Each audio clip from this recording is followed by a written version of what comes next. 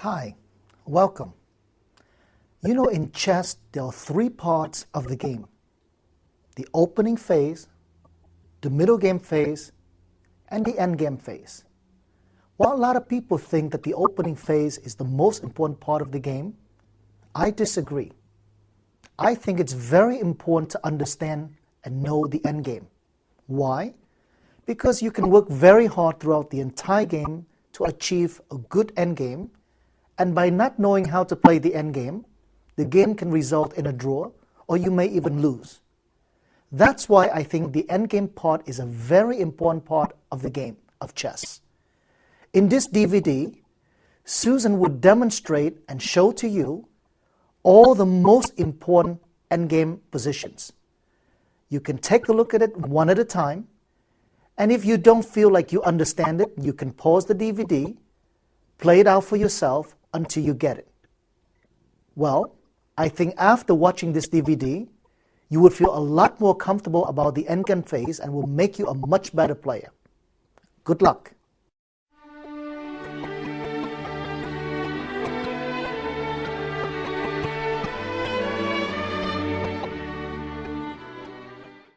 Welcome! On this DVD, we shall learn about the basics of chess endgames. What is a chess endgame? Endgames are positions when there are few pieces left on the board. Most of them are already exchanged. In order to win a chess game, you need to know how to checkmate, or on the other side, how to avoid it. That's what we're going to learn. In the first chapter, we shall see how to checkmate a lone king. Let's see. In our first position, we see a sample position where white has a king and a queen, while black only has a king. Now, in a situation like this, black's goal should be to try to stay in the middle of the board, as far from the walls, from the edge of the board as possible. Because the only way to checkmate the black king here is to force it to the edge of the board. Doesn't matter, first rank, A file, H file, or the 8th rank. That's our first goal. Step number 1 is forcing the king to one of those squares. Any of them, doesn't matter which one. Next step is we want to make sure the king will stay there, next to the wall, and cannot cross back out towards the middle of the board. Third step, only then we bring our king to help, because without the help of the king, it is impossible to checkmate the king. And then, the last step, checkmate. Now, in this position, there are more than one ways to checkmate. But I'm going to show you first the most systematical way, the safest way. That's how I do the checkmate even today. Even though there may be quicker ways, the computer will tell there are faster checkmate, but nevertheless, I'd recommend you to learn it the safest, the systematic way. And let's see the moves now. The first move is Queen f3. As you can see, this move restricts the black king's mobility to a smaller space than it was before. Also, you can notice the distance between the white queen and the black king is like an L shape. Now, let's say black tries to stay in the middle of the board, because that's where it's impossible to checkmate it. As we know, we need to force it to the side or end of the board. Let's see how that works. King e5, and now we're following the black king. Queen g4. As you're noticing, we're not giving checks, but making quiet moves, restricting the black king to smaller and smaller space. Black is still trying to stay in the middle of the board, and we are following, like a shadow, the black king. King e6 and Queen g5. We are taking away more and more space, squares from the king. King d6, and again we are following the king.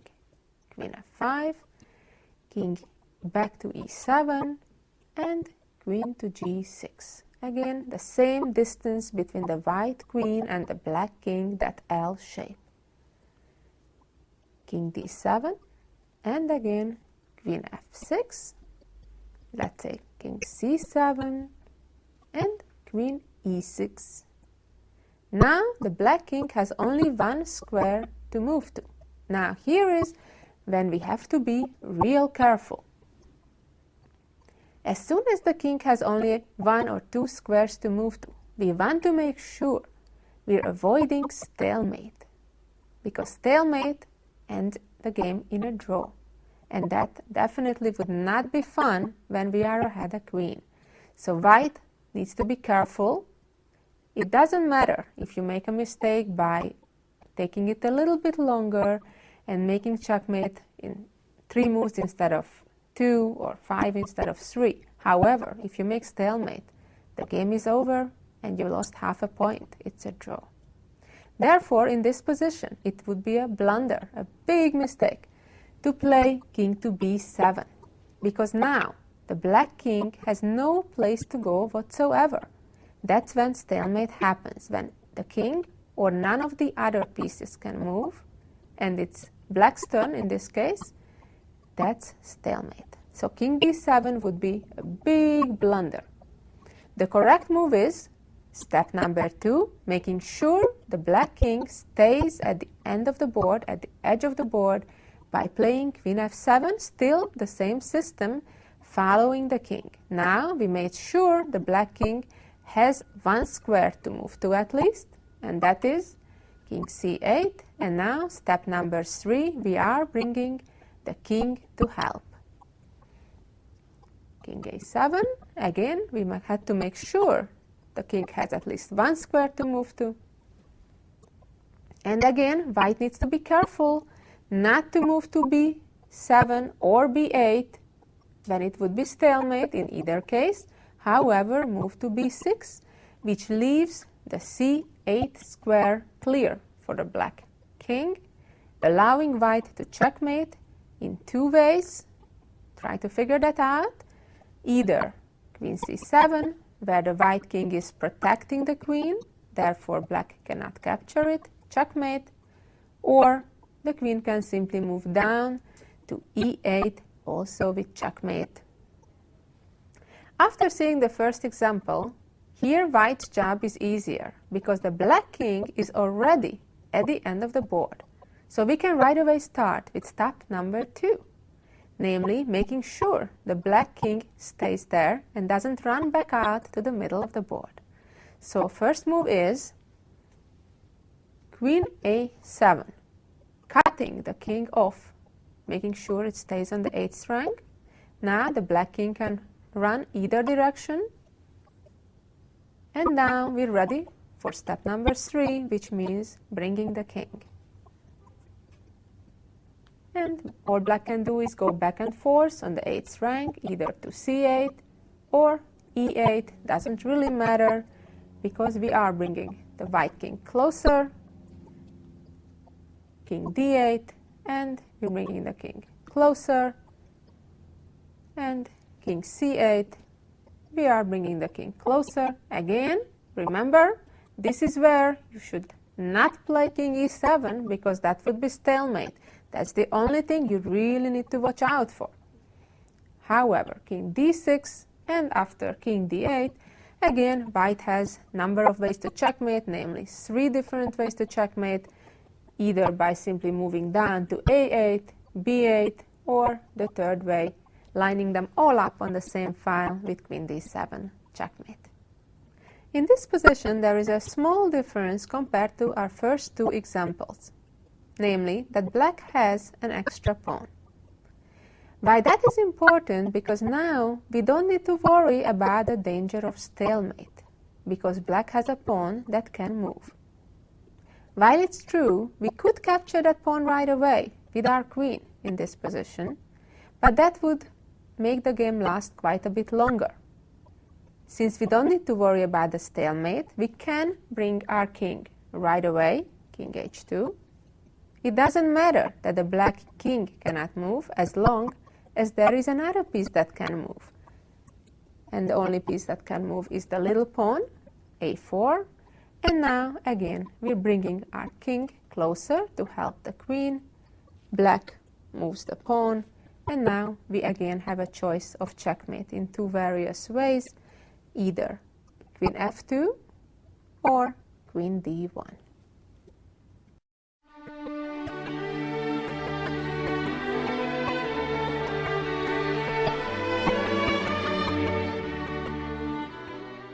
Now that we learned how to checkmate with the queen, we'll go to rooks.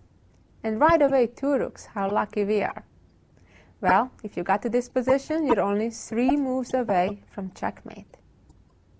Now, the trick here is that we're using always one of the rooks to cut away the crossing of the king. In this case, the rook on b5, we're leaving there and using the other rook to give the check. Rook c6. Now the king must go towards the edge of the board. Down. Now we're keeping the rook on c6 to cut away on the 6th rank, and the second rook on the b file to give the check, pushing the king further to the edge of the board. And now when the king moves down, again the rook on the c file gives the check, and that's checkmate. Thanks to the edge of the board, the king cannot go further down. That's called the ladder method of checkmating with 2 rooks.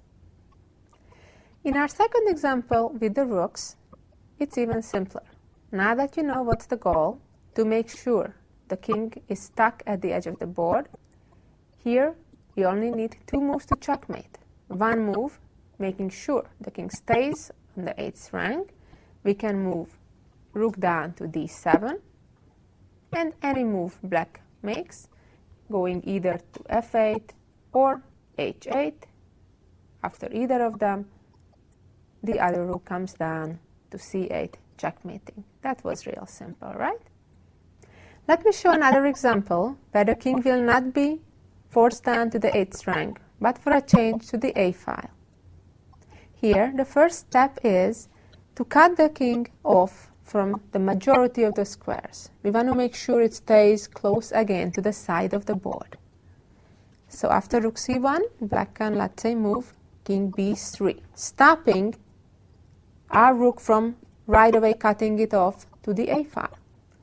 So let's see, what do we do after king b3? Again, there are many ways to win here, but again, let me show the most systematic way of doing it. We want to have the rooks in a distance from the king, so the king cannot attack our rooks easily. So next move is bringing the rook all the way to h8, trying to give a check on b8, forcing the king to the a file. Now, let's say black attacks our other rook by playing king b2. Now again, we want to move that rook as far as possible from the king to c7. Not to c8 though, because then the 2 rooks would bother each other, would be in each other's way.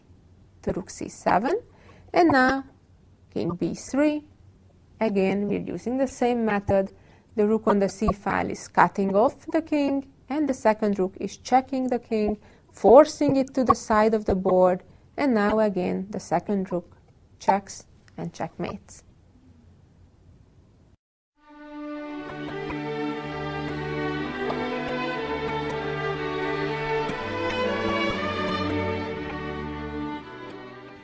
Now that we know how to checkmate with a queen with 2 rooks, we need to also learn how to checkmate with a rook. It's a little bit harder, but not that much. There is one major difference between checkmating king and queen against king and checkmating king and rook against king, and that is that in this situation we do need the help of our king to force the king to the side or edge of the board. So therefore, very early on, we will get the king to the game. The first move is cutting black's king off, just like when we used the queen. Again, black is trying to stay in the middle of the board as much as possible, because there it's impossible to checkmate the king just with a rook and king. And now it's time to bring our king to help. King b2. Let's say black plays king e5, and white brings the king further to c3, king d5, and king d3, king e5, And now, again, we are restricting the space of the black king by playing rook d4. Again, there are many ways to win in this position, but I am showing you the most systematic way. And sometimes it may not be the fastest way, but still is the easiest way to remember and the safest way to win. Now, as you can see, the black king must move within the area of the king's side of the board. The king moves, let's say, to f5, still trying to stay close to the middle of the board. Now we can further restrict the king's movements, taking away more spaces on the e file by playing rook to e4. Again, black needs to move to a smaller area, king f6, and now again we need to bring the king. Remember, when we used the queen to checkmate, we did not need the help of the queen at all until the very end when the king was already at the edge of the board. Here we do need the help of the king constantly. We bring the king to d4, black plays back to f5, trying to stay away from the edge of the board as long as he or she can, and king d5,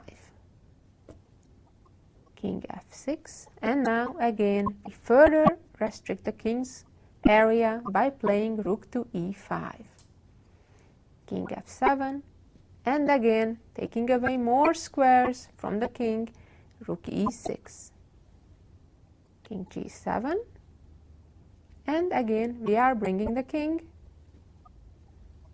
king f7, king f5, king g7, and now rook f6, we are taking away more and more squares from the king. Again, we have to be careful, just like when we had the queen and king against the king. The only thing we really need to watch out for, making sure we're not making stalemate.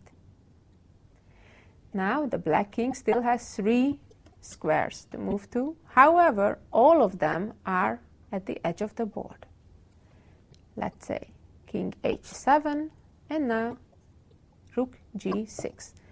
Now finally the black king only has 2 squares to go back and to from. Go into the corner, king f6, king h7, and king f7, and now the king only has 1 square to move to back to the corner, allowing white to checkmate with rook to h6. Let's see this example. Here the black king is already cornered, is at the edge of the board, and our king is already helping the rook very well. Here we are only 2 moves away from checkmate.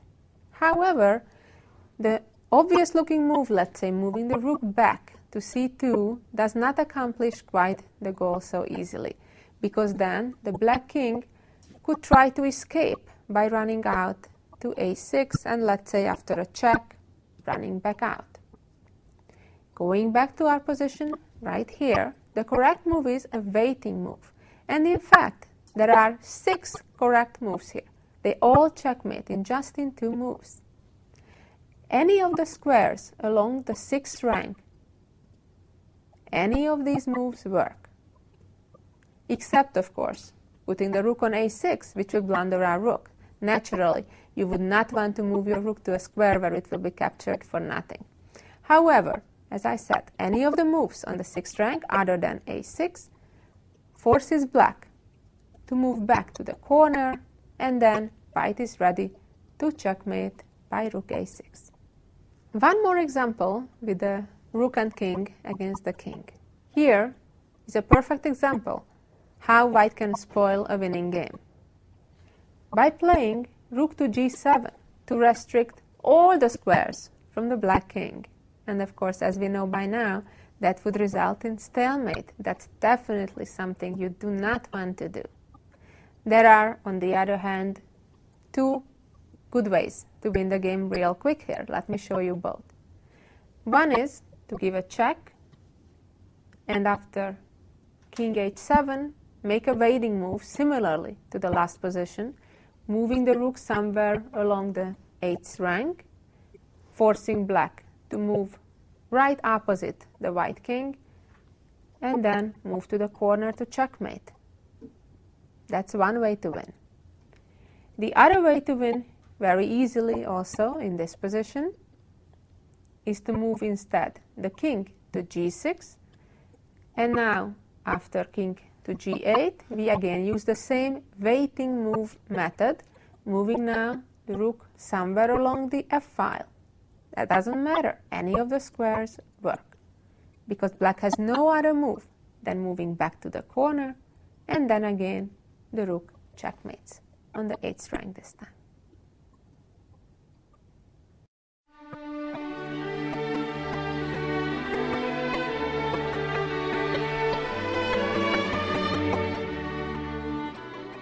Now that we learned how to win king with queen against the king, we learned how to checkmate with 2 or even just 1 rook against the king. Now let me tell you about king and knight versus king. Well, I have bad news. It's impossible to win. So you better remember that. Even though you are ahead, let's say, a knight, it's not good enough to win the game. Even if the king is already cornered, as you can see in this position, the game is a draw. It's an automatic draw, no matter how good you play and how bad your opponent plays. It's impossible to win this position. Well, we just learned king and knight does not win against a lone king. Neither does king and bishop. It's exactly the same story. King and bishop versus king, even if the king is cornered and if there are no other pieces on the board, the game is a draw. On the other hand, if black has an extra pawn, in this case it would hurt black, because then white could checkmate with bishop to d5. Usually we are, of course, happy if we have more pieces on the board. This is one of those exceptions when black shouldn't be.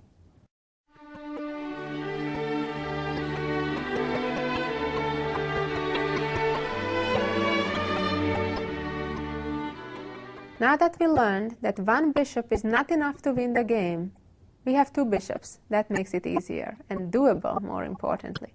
Let's see how that happens. Here, the black king is already at the edge of the board, so that makes it easy for white. We just do check, check, checkmate. Check. As you can see, the black king has only one choice, moving back to h7, and now a second check. And now the king is cornered, and now, of course, we're ready to checkmate, otherwise it may end up being stalemate. Bishop to d4, checkmate. Now that we learned how to checkmate an already cornered king with 2 bishops, I bet you're curious, but how do you corner the king? Well, it's quite similar to the one with king and rook versus king. You need the help of the king, and then with the help of the king, with the 2 bishops, you are slowly restricting the mobility of the black king. Let's see how to do that. In this position, again, there are many ways to win, but let me just show you what I think is the most systematic way to do it. Basically, we are trying to centralize both bishops to take away the center squares first from the king. King e4, 2 bishops to restrict the mobility of the king. Bishop b2, king f4, and bishop h3. Basically, we are trying to centralize both bishops to take away the center squares first from the king. King e4 and bishop e6. Now, white took away already 3 of the 4 center squares from black. So the black king now must leave the center by playing king f4, and now king d3. So now the king is gone from the center, must move towards the side of the board. King f3 and bishop e5. Now the black king must move further down towards the first rank. King f2 and further restricting the black king by playing bishop g4, taking away more squares from the middle of the board. King e1 And now check. Bishop g3, king f1, another check, bishop h3, forcing the king towards the corner, king g1, and now we need the help of the king. King e2 or e3, either one, king h1. Now we have to be very careful again not to restrict it too much. Here white could make a blunder to make stalemate, and that would be with king f2 by restricting too much the black's king's mobility. Of course, you wouldn't do that by now. The correct move is king f3, making sure the black king has at least one square to move to for now. King g1. Now the dark squared bishop needs to move out of the way of the white king. Black can only still move to the corner. King g3. Again, the king has only one move. And now white is ready. Check, forcing the king to the corner. And the second bishop gives the checkmate. If the black king is in a light squared corner, the easiest to checkmate is with a light squared bishop, of course.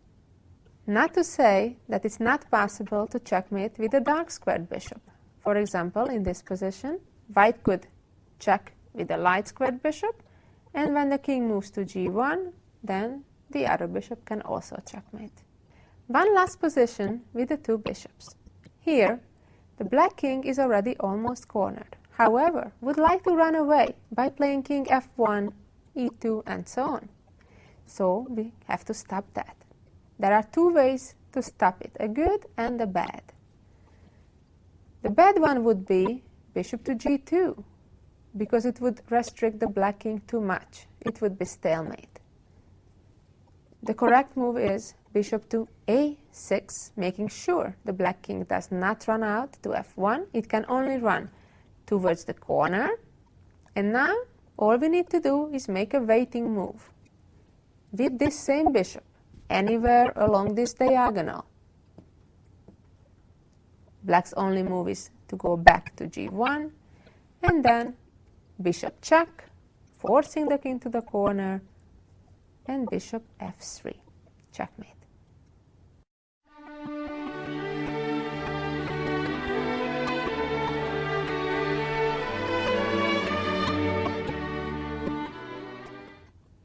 Now that we learned how to checkmate with a queen, two rooks, rook, two bishops, we'll see the tough one, bishop and knight. However, I'm just going to show you some very basic ideas of how the bishop and the knight can checkmate together. Because it happens so infrequently, so rare, that it's good to know what you're shooting for, but at this point I wouldn't waste too much time of practicing how to actually get the king to the corner. In our more advanced endgame DVD, you can learn that. So, in this position that we have right in front of us, the checkmate method is the usual. We want to restrict the king to the corner. We want to make sure the king does not run out to f8.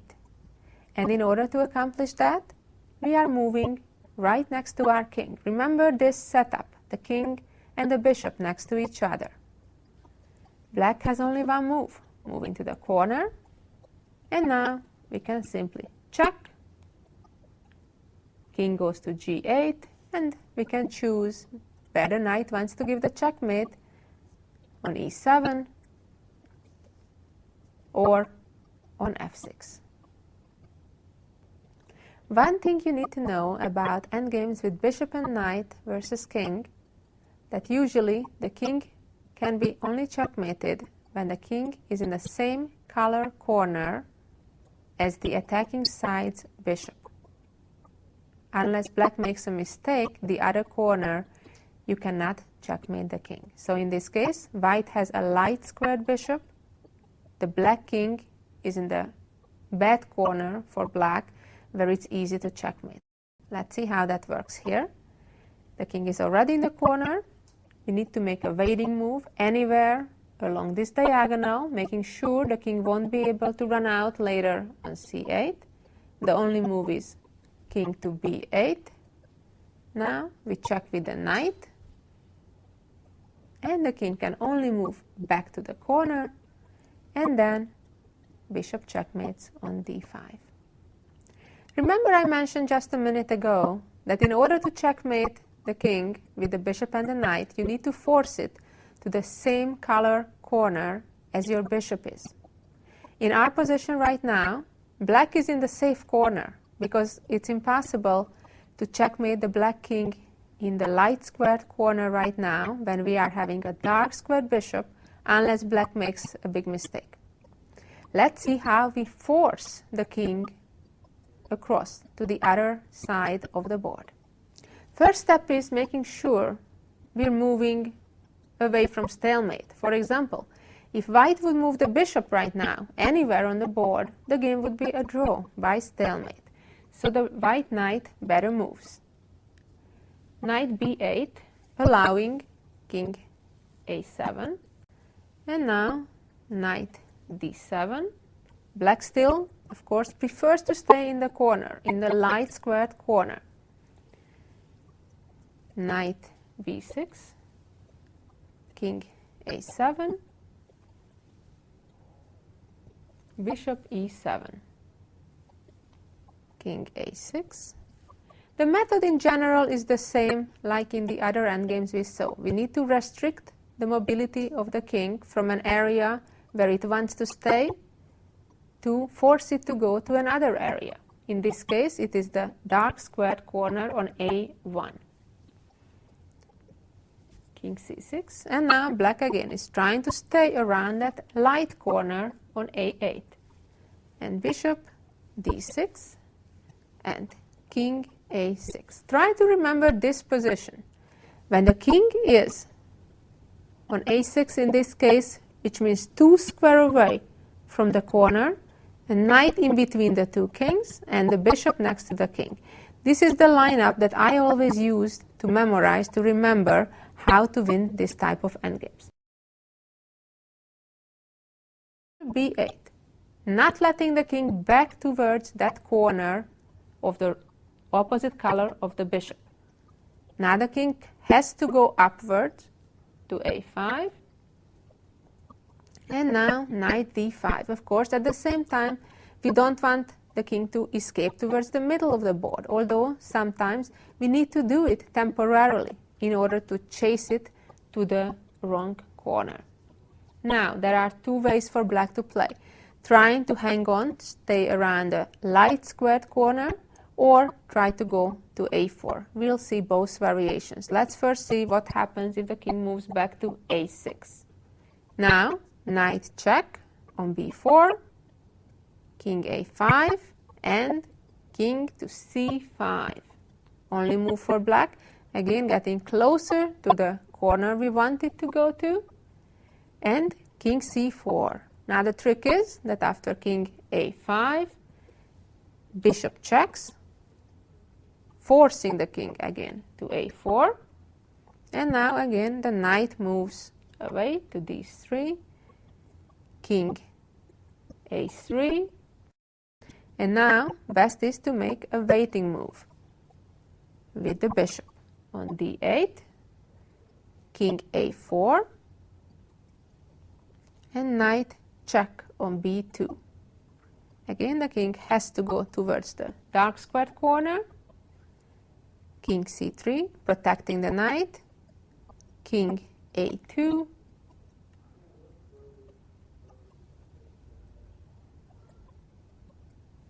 and here already there are many ways to win because the king is already almost in the corner. One of them is knight to c4, king b1. Now, of course, we must make sure the king doesn't run away from the corner area. King a2, king c2, king a1, king b3, king b1, and now we're ready for the checkmate in 2 moves only by knight a3, king a1, and bishop to f6. It may seem a little long and complicated to win this endgame. However, as long as you understand the method, namely to restricting the space of the king, just like we did in the other endgames, and knowing that the only corner you can checkmate the king is on the same color as your own bishop is.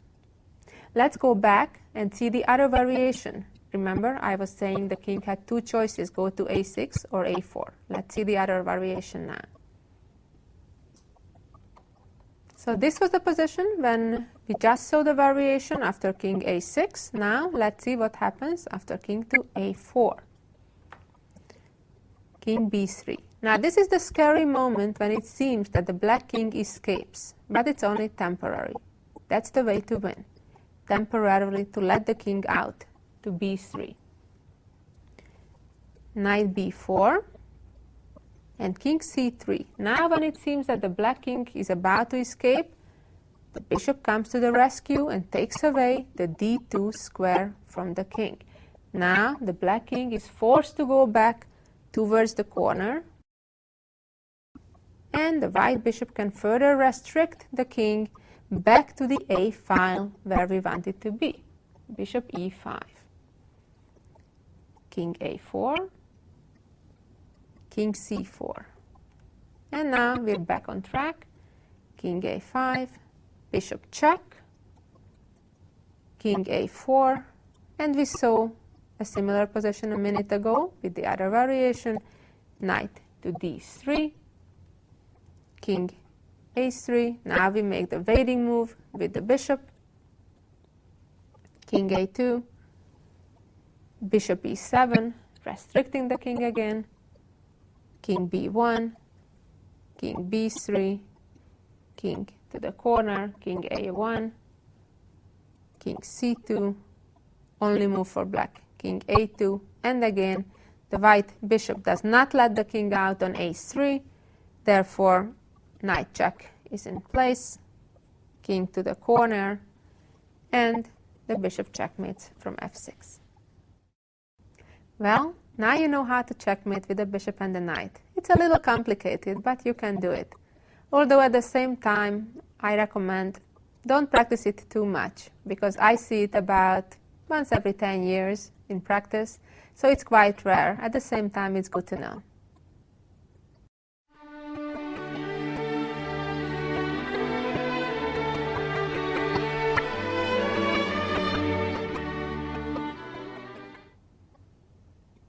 The last subject we'll talk about in this chapter is the two knights against a lone king. Well, normally that's a complete draw. Unless black is in a real unfortunate position or really wants to lose, they cannot. For example, in this position, after knight f6, the only way black can lose the game if he rushes to the corner, playing king to h8. That would allow a checkmate with knight f7. However, if black is careful enough and moves away from the corner to f8, it is impossible to win this position. And normally, the players would agree to a draw. Even though black's king is almost cornered in this position, it's still impossible to win this endgame for white. It's a draw.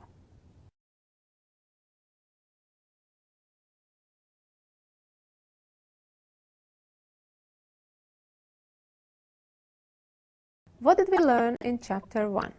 We learned how to checkmate with the different pieces. We learned when it is possible to checkmate and win, and when there is no win. Let's go one by one. King and queen versus king is a win, not very difficult.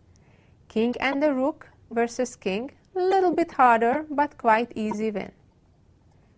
King and two bishops versus the king is a pretty easy win. King, bishop, and knight is still a win, but more difficult. King and one knight, or king and one bishop versus the king, it's absolutely impossible to win. King and two knights is a draw in most positions, unless black is completely cornered and we're about to give checkmate. Although, as we saw, even positions when the king is almost cornered, it's still a draw. Only if black wants to lose or makes a big blunder, going right to the corner to the checkmate, that's when black loses. So normally speaking, king and two knights versus king is a draw as well. Well, I hope now you learned how to checkmate. We can move on to other endgames where there are pawns involved as well.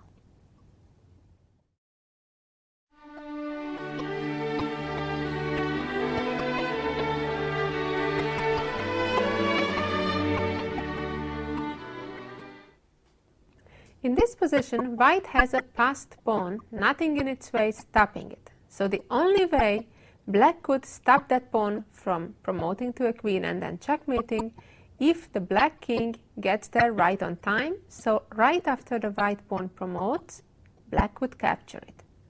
If it is black's turn in this position, black can achieve it. If it's white's turn to start, white wins, because b5, king f4, b6, king e5, b7, and now the black king is too late. After king d6, the pawn promotes to a queen and wins the game later. However, if we go back to our starting position, and if it's black's turn, black can move into the so-called square of the pawn, meaning that they are exactly the same distance away from the promotion square. White needs 1, 2, 3, 4 moves to reach to b8 to promote the pawn. If it's black's move on the other hand, then black can move right in time into the square of the pawn. Now the white pawn is 4 moves away from the promotion square, b5, b6, b7, b8. Black also only needs 4 moves to catch the pawn. Could do it e5, d6, c7, b8. 4 moves. If b5, king e5, b6, king d6, b7, king c7, and when the pawn promotes, the king can just capture the queen, and the game ends in a draw. It's important to remember about these positions that it's enough for the king to be equal number of squares away from the promotion square as the pawn is. Therefore, the king could be on f5, f6, f7, f8, e4, d4, c4, e5, e6, and so on, anywhere closer to the pawn to catch the pawn in time. It's also important to remember that in these situations, the king is not being able to help the pawn in the promotion process. So the king is far away, not helping the pawn. Also, even though the king would be close to the white pawn on c3, would still not catch it in time because it's behind the pawn. As we know, both the pawn and the king moves 1 step ahead at a time. Therefore, if the pawn is ahead of the king would always stay behind in this race. And the pawn would promote just in time before the king could capture it. I just said that both the pawn and the king moves only 1 square at a time. Well, that's normally true. However, as you know, there is an exception to that. Each pawn, when it starts out in its beginning position, has a choice to move 1 or 2 squares ahead. Naturally, in an endgame like this, when the pawn is aiming to promote itself to a queen or to another piece, it would want to move 2 squares ahead. Therefore, in this position, if it's black to move, black would move up h5, and the white king would be too far to catch the pawn. The white king is 6 squares away from promotion, while black only needs 4 more moves to get there. So after king c2, h4, king d2, h3, king e2, h2, white is too late. Black is winning.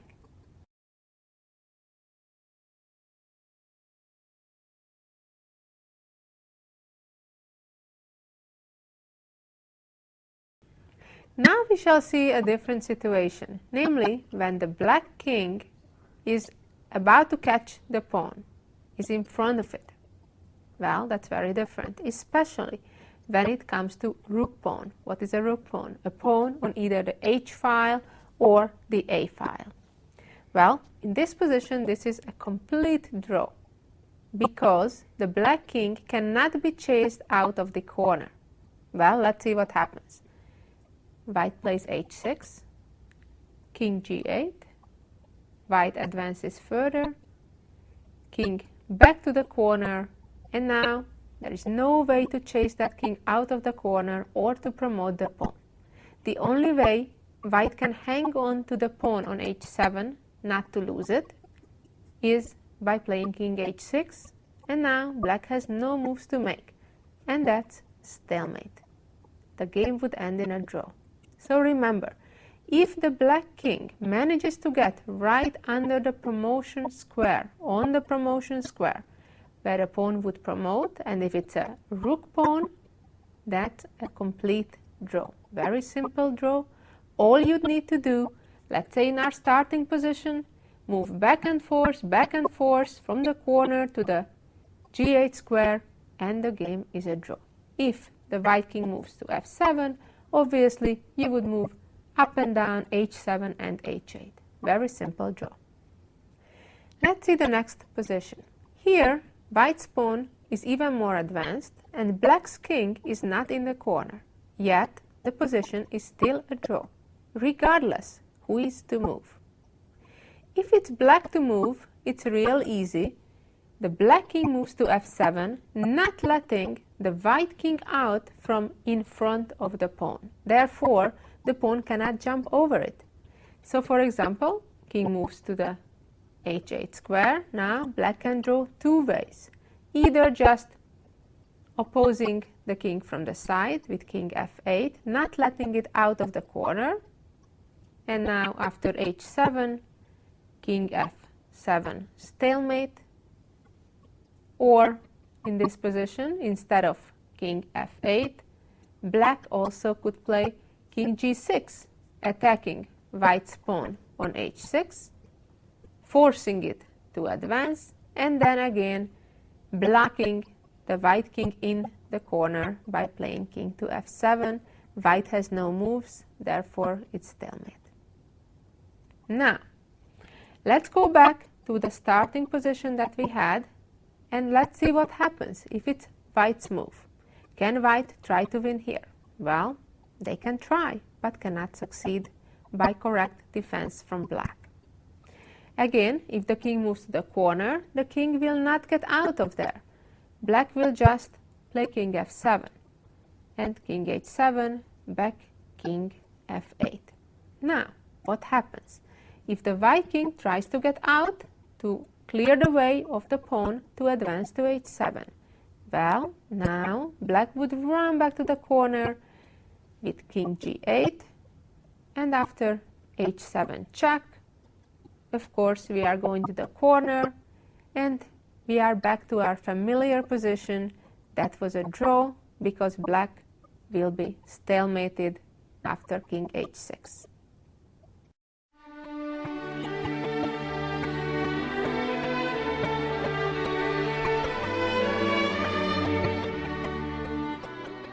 In this position, it is critical whose move it is. If it is black's turn, the black king can get to the corner right on time by playing king e7, and after h5, king f7, and let's say king f5, king g7, and as we know, this is a quite simple draw. However, if it is white to move, white would play king f6, and after king e8, king g7, not allowing black to get to the corner, and then the white's pawn's road is completely clear to becoming a queen. Therefore, white is winning. Now we will learn about opposition. This is a crucial, essential part of pawn endgames. Well, let's see this basic position. Here, if it's white's turn, white can play king d6. The two kings are opposing each other. And because black needs to move and give up the opposition, move to either side, black is losing. Why?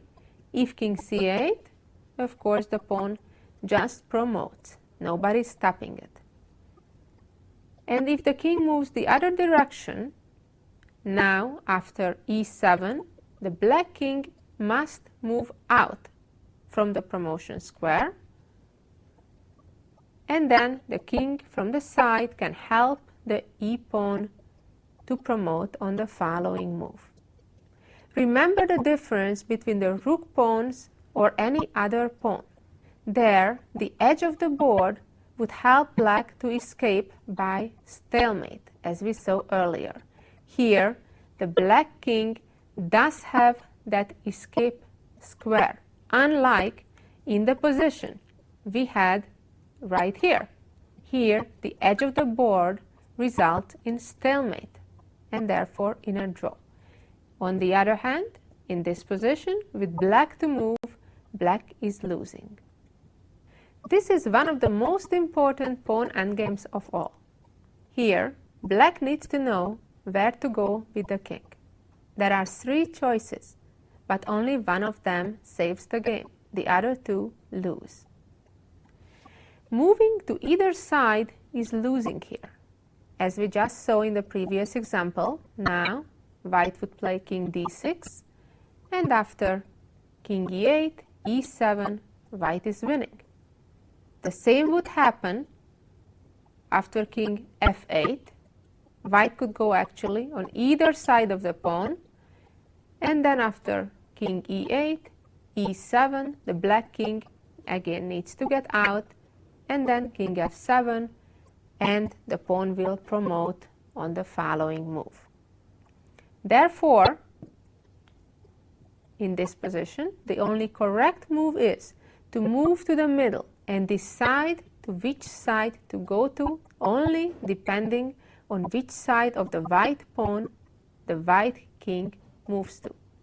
If the king moves next to the pawn to d6, we are going, of course, in the same direction. It would be a big mistake to move the other way, because then the king advances, and then nobody can stop the e-pawn from promoting. Therefore, as we said, king to d8 is the correct move, and after e7 check, king e8. Remember this position? We've seen it before, but now it's white's turn. What a difference. Now white only can play king e6 to hold on to the pawn, and that results in stalemate. What a big difference.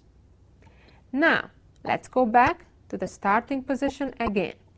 Now, if black, after playing king e8, white moves king f6, black now would move king f8 to the same side as the white king, resulting in pretty much the same after e7.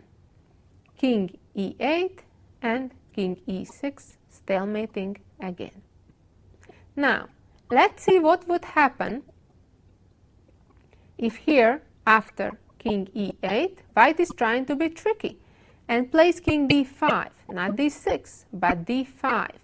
Then, of course, the king would just try to stop the pawn as early as possible, move right in front of the pawn. Now, king e5, again, black would move back to e8. Now, white can try to be tricky and make as many moves as he or she wants, but white cannot make progress. White could try, for example, play king e4, you just move straight under the pawn. Now, white needs to protect the pawn. King f5, again, always move in the middle. Only when the white king moves right next to the pawn on either side, that's when black needs to move right across from the white king, and then whenever the pawn advances with a check, the king moves right under the promotion square, and white needs to hang on to the pawn, and that would result stalemate. Remember this position. This is a very, very important position that happens a lot, and you don't want to make a mistake. This is another very, very important position. Also, it is crucial whose turn it is. If it is white's turn, white can win. Let's see how. King e4. This is called gaining the opposition. Note the two kings are right across each other, just one square in between them, and the white king is right in front of his own pawn. Now, the black king either needs to go to one side or the other, or move down. After the black king moves to the side, the white king would move to the opposite side from the black king to help the advancement later of the white pawn. Let's say the black king moves to d5, then white just advances the pawn with a check, king d6, and now a very important moment. We do not want to advance the pawn right now, because then we would reach a position similar to the last, when the king is right in front of the pawn and saving the game. However, the king would come to f6, not to allow the black king back to under the pawn for now. Now king d7, and now we can already advance the pawn, and when the king moves to the promotion square, very important not to push the pawn, which would result in a draw, as we just learned. However, again, the king moves in front of the pawn to gain opposition. As we know in chess, making a move is not only your right, but your obligation. So black's problem here actually is that they are in Zugzwang. Zugzwang means you're in a situation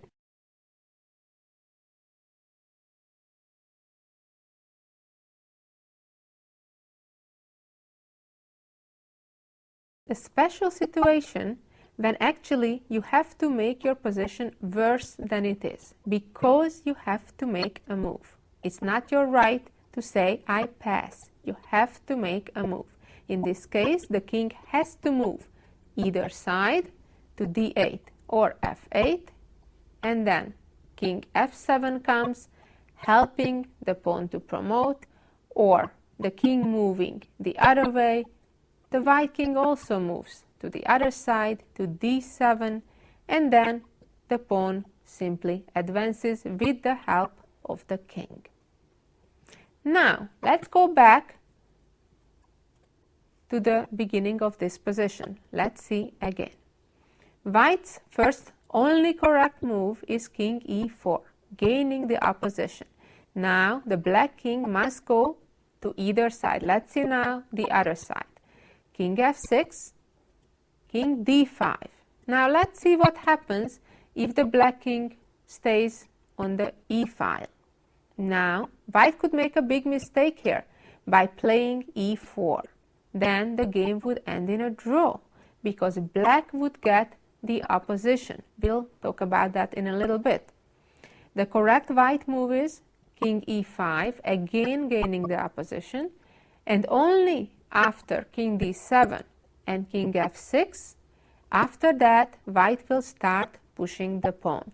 For example, king d6, e4, king d7, e5, king e8, and as we know now, again, we are gaining the opposition, and when the king goes on either side, we go on the other side, and then the pawn just promotes. Now, let's talk about what happens if it's black to move and black is able to gain the opposition. Black would play king to d6.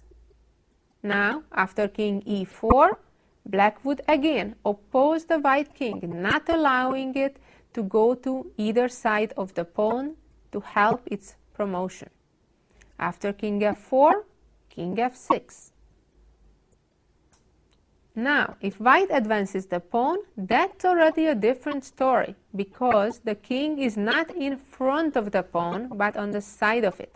Then the opposition here does not matter anymore. Black can give it up, as long as the white king is not in front of the pawn. After e5, we are trying to stay as much as possible right under the pawn. King f5, king f7, e6, king e7, king e5, and now you're already familiar with the defensive move here, the only correct move. I hope you remember it. Go into the middle, king e8, and that's a draw. Going back one more time to this very same position, I would like to draw attention to the fact that it would be a big mistake here for white to start with e4. That would be a draw right away. Remember, from the white's point of view here, you'd want to stay in front of the pawn and then to go to the opposite side of the black king. Well, here is a quiz for you. It's black to move.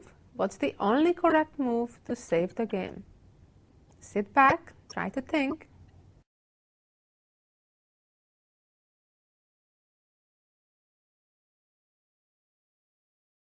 Well, the correct move is king c6, opposition.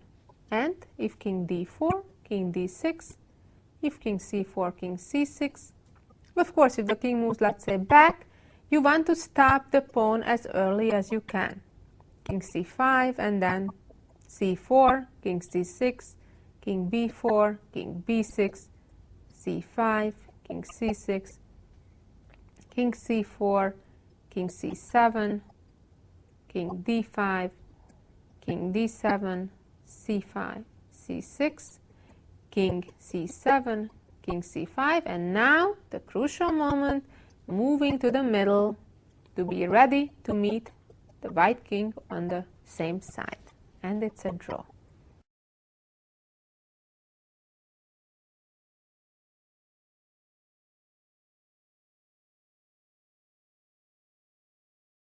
In this position, it is black's turn, and black only has one move to save the game. Here, black uses the so-called distant opposition. When we are referring to opposition in pawn endgames, we always have odd number of squares in between the king. Could be 1, which is the normal regular opposition, or in distant opposition we would have 3 or 5 squares in between the two kings. Also, the two kings are always on the same color squares. So here the correct move for black is king d8, the only move that saves the game. If the king would move to d7, white would answer king d5, followed by king e7 and king e5, gaining the winning opposition because after king d7, king f6, and so on. If in the starting position black plays king e7, I bet you know the answer. King e5 is the correct move. And finally, if the king moves to f7, the correct move is the so-called diagonal opposition with king d5, again resulting in a win for white, because king e7, king e5, king f7, king d6, and so on. Therefore, the correct move for black is king d8, the only move that saves the game. And now black is ready to meet the white's king advance. For example, king d5 with king d7, or king c5 could be king e7, or king c7, or king e5 would be answered with king e7 and drawing the game. In this position, there is a very important difference, namely that the white king is not directly in front of the pawn. There is a square in between them, and that's why white is able to use that little move, d2 to d3, putting black in Zugzwang. Black needs to give up the opposition now. The king needs to move, and then the white king moves to the other side, winning the game. That's why I was stressing earlier already that I am talking about opposition when the king is right in front of the pawn. When the pawn is behind the square, that makes a world of a difference. That gives white an easy win by playing d3, and now black needs to give up opposition. What would be the situation if here it's black's turn? Let's say black would move king to e6. Now, the pawn move would be a big mistake, because now the king moves back and black gained the opposition and drawing the game. Therefore, in this position, white would need to take advantage of the opportunity to going of the other side of the pawn than the black king is, and only later advance the pawn. After these moves, now finally white is ready to advance the pawn once the white king got to the 6th rank.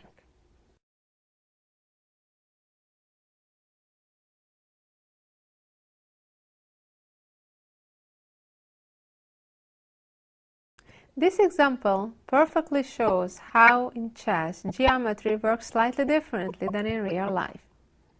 In our everyday life, to get from point A to B, the simplest and fastest is to go straight. In chess, it works differently. Look at the position.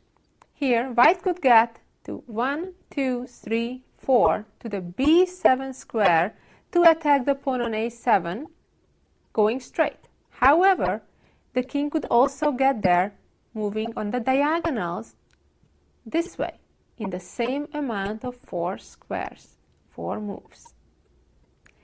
Now, what's the trick? What's wrong with just going straight?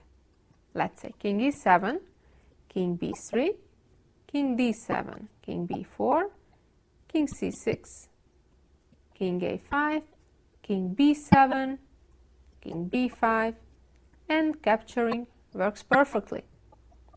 Well, what's wrong with it? This is a little bit tricky. King E7, black needs to shoot for the following, something we learned a little while ago. The moment the white king captures that pawn on A7, the black king needs to be either on C7, not to allow the king to get out of the corner, or on C8, as we learned earlier. How can black achieve that?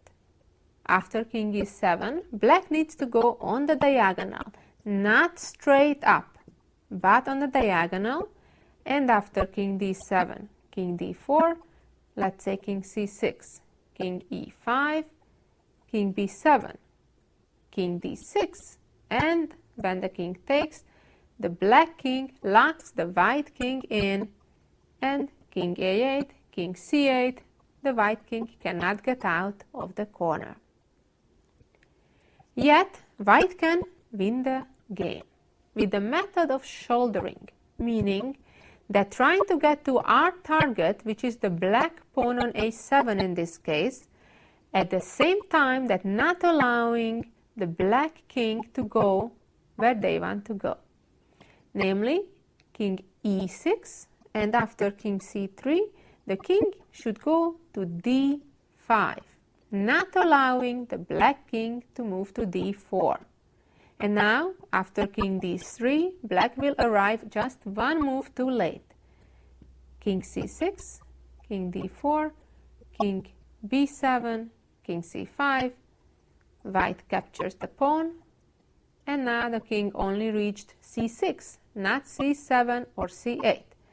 And then king B8, and after king B6, white can protect the pawn by advancing it and then promoting it on the following move.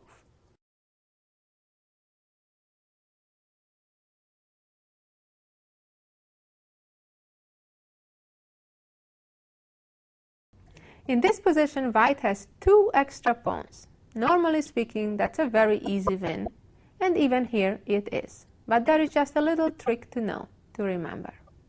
And that is that the only way for white to win is to give up first one of the pawns before the other one can become a queen that stays on the board. Now, another thing white needs to watch out for, just like when we had an extra queen or rook, is to avoid stalemate. White could, like king f6, trying to help the advancement of the g-pawn, but that would result stalemate.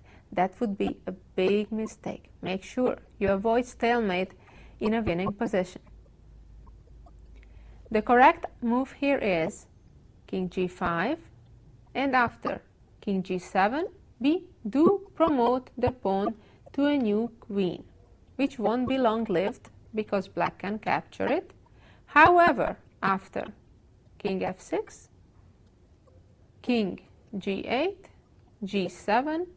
Black must get out from the promotion square, and then the white king comes from the other side, helping the pawn to promote, king h6, and the pawn promotes, and checkmates is just a few moves away. Let's learn about pawn races right now. There are 3 ways to win a pawn race. One is just promote the pawn quicker than the opponent, and then with the newly born queen, stop the opponent's pawn from promoting. B. Try to promote with a check. So therefore, again, you promote first. Or you do allow your opponent to promote as well, but then you either checkmate or you win the opponent's pawn. Let's see in practice. In the position we see on the board, if it's white's turn, white would just advance the pawn, so would black. White advances the pawn, so does black, and white promoted the pawn first.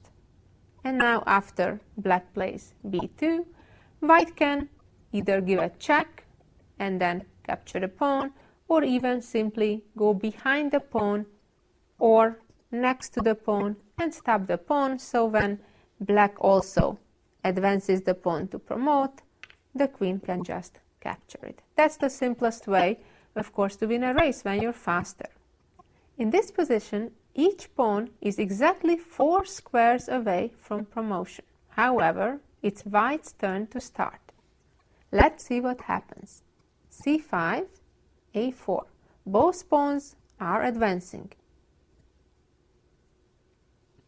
And white's pawn advances first to promote to a queen. Why does it matter? Normally, it doesn't matter who promotes first as long as both pawns promote.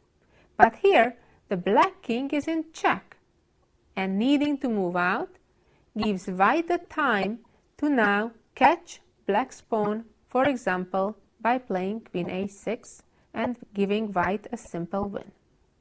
On the other hand, if in the very same position black would be to move, black would win because after a4, c5, a3, c6, a2, c7, black is the one to promote the pawn first, not only giving check, but even checkmate. This position is a little tricky. It's black to move, and if black just advances the pawn, so would white, and black advances, and white promotes, and black promotes, that would be a typical drawn position with 1 queen each. That's a theoretical draw. Unless either side makes a big mistake, neither side can make progress. Let's go back to our starting position where it's black's turn. And black here can win the game by playing king f6. Now this move stops the advancement of the white pawn. So the only thing white can try is come with the king, help the pawn. Well, let's also mention that if the white king would try to do the same, catch the black pawn, the white king would not arrive in time because black's pawn is too far advanced. So let's move back, king h6. Now black advances the pawn, white advances the pawn, so does black, and white promoted first. Isn't that good? Well, not quite, not here. Because black promotes the pawn with a check. But that's not all to it. Now, white's problem is that the white king is at the edge of the board in an unfortunate position. If the white king moves near the queen, black can checkmate in just one move with queen h1. Also, after king h5, black will win by winning white's queen in just 2 moves using a skewer. First, black forces white's king to the same file as white's queen is on. King g4, and now with the second check, wins white's queen because the king needs to move out of the way, and then queen captures queen. This is another typical example for the same theme. White advances the pawn, so does black. White advances and black promotes first, but it doesn't help, because white promotes with a check and the black king and queen are on the same diagonal, unfortunately located. Now the black king needs to get out of that diagonal, and then the black queen falls. One more example on the same subject. Again, white advances, so does black. Both pawns promote. First white, next black, and now white can force the black king again into the skewer on the same file as the black queen is on by giving a check, followed by a second check, and then capturing the black queen. This is another position where it's decisive who's to move. If it's white to move, white wins. If it's black to move, black wins. Let's see why. White advances, of course, black rushes also. Both sides are running, and whoever promotes first is capturing the newly born queen of the other side.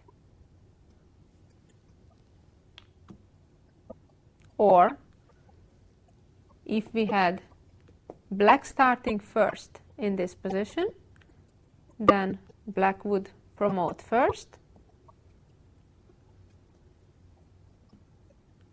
and after white promoting, black would be capturing white's queen. What a difference!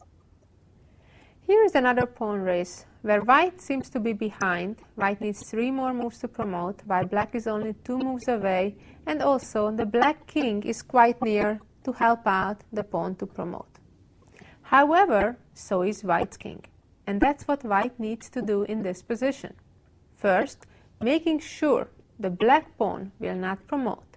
Play king g1, stop black's pawn, and since the black king is behind the white pawn, as we know, never will be able to catch up with it. The pawn will simply promote.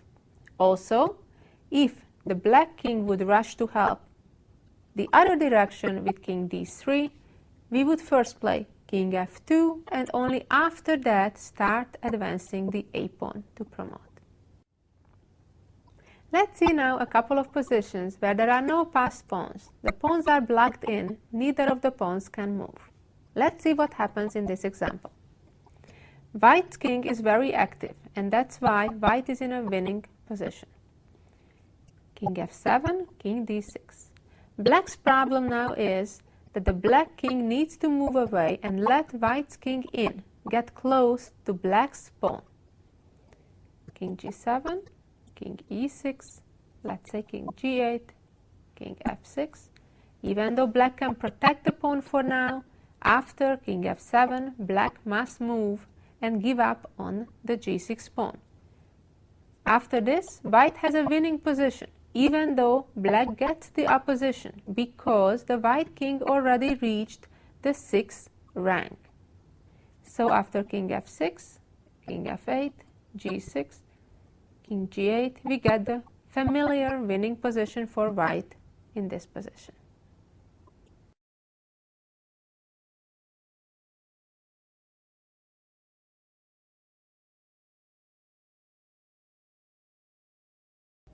Let's see how this position is different from the previous one. It looks almost the same. White is able to win black's g4 pawn the same way, with the same method. However, not the game. White plays king e4, black plays king h5, white plays king f5.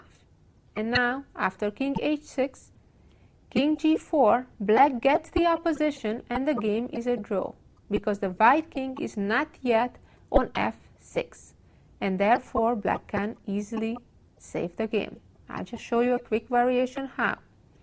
King f4, king f6, g4, king g5, g5, king g7, king f5, king f7, g6, king g7, king g5, and now I bet you know already, to the middle, king g8, king f6, king f8, g7, king g8, and now it's white to move, not black. King g6, stalemate. The position you see right now on the board is a perfect example of a protected passed pawn. That's almost always a winning advantage for the side that has a protected passed pawn. The big advantage of it is that the opponent king is not able to run and play, let's say, king f5, e4, and go behind the pawn, because then the protected passed pawn would run away and become a queen at the same time. Therefore, white can do whatever they want. Here it's real simple because black has no passed pawns, but even if they would, the white king, for example, if there is a black pawn here, white could conveniently run after that pawn, and while black needs to stay here, stopping white's e-pawn, white picks up the pawn, and then the white king comes about from the other side and winning the second pawn, and then very easily the game after. This position is quite similar to the previous one. Black has the same problem, that white has a protected passed pawn. All white needs to do is stop black's pawn from promoting the f-pawn and attack it. Black's problem is that after king f4, white would just come under the pawn, and then the d pawn will simply promote, while black's f3 pawn will not. Also, after king d2, if black just stays around, white simply attacks the pawn, captures it, and then, just like in the previous example, after king d6, white can just move ahead and capture a pawn on c5, and then the two pawns very easily win.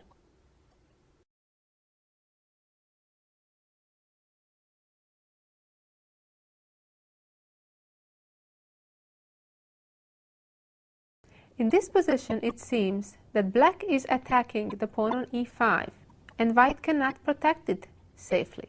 However, they can. White would play here d4, and even though the king can capture the pawn, that would mean that white's pawn would run away and become a queen. What does this mean?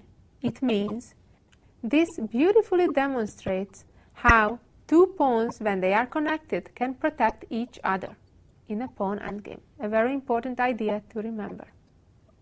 This is another tricky position, and a perfect illustration of why it's important to be stingy with pawn moves. You want to be careful, because pawns don't move backwards. Here, the only winning move in the position is a3 and not a4, which normally would be the natural move. Normally, when a pawn can advance two squares in an endgame, usually we want to get there faster. In this case, it's better to lose a move, and you'll see in a minute why. After a3, black has no other choice but move back and forth with the king in the corner.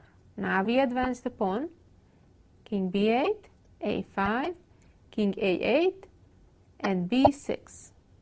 White is creating a passed pawn. Black captures and white captures with the pawn, and now it's very important whose move it is. We don't want to have another move. We want black to be on move. King b8, and the pawn advances, and the black king must get to c7.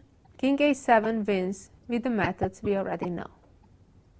Therefore, it would be a mistake to start for white with a4, because now, after king a8, a5, king b8, b6, pawn captures, king a8, it's white's move, and after b7 check, king b8, the game is a draw. After king b6, stalemate.